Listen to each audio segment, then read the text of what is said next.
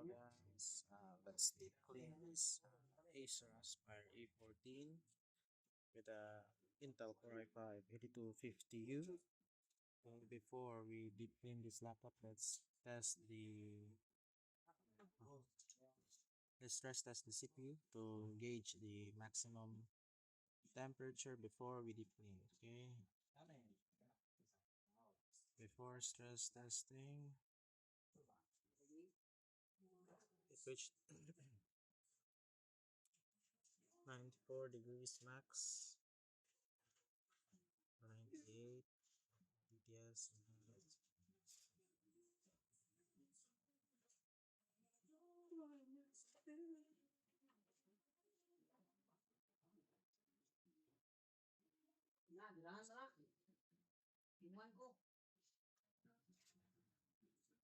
Okay, right away it reached 98 degrees centigrade maximum recorded temperature.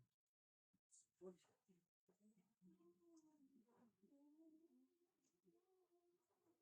98, 98.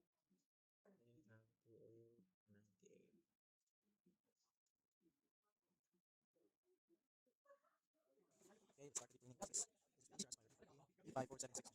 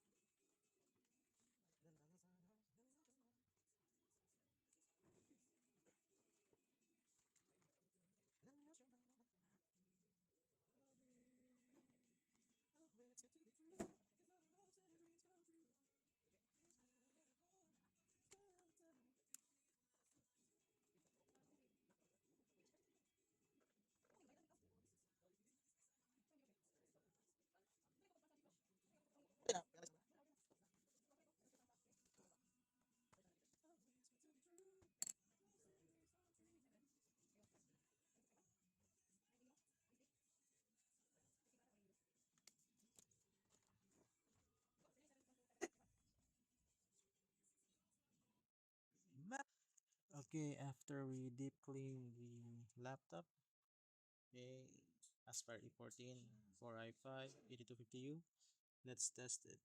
Let's test the max temperature using the CPU Z. Okay, let's start the stress test.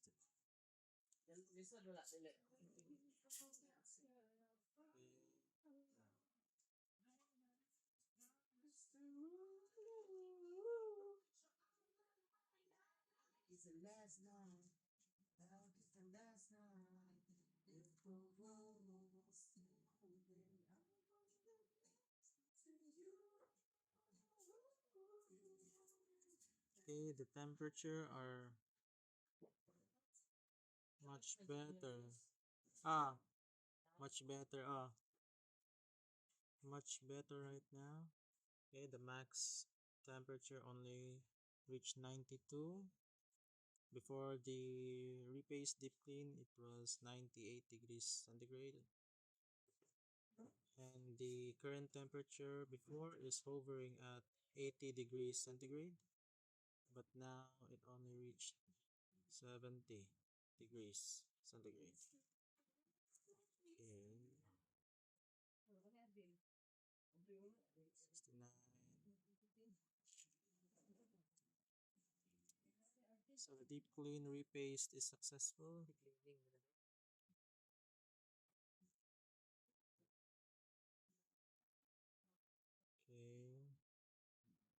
70.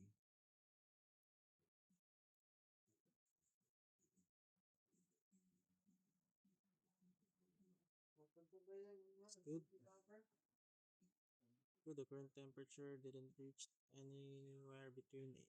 anywhere in the 80s or 80 degrees range. So it's good. The cleaning is good. Thumbs up.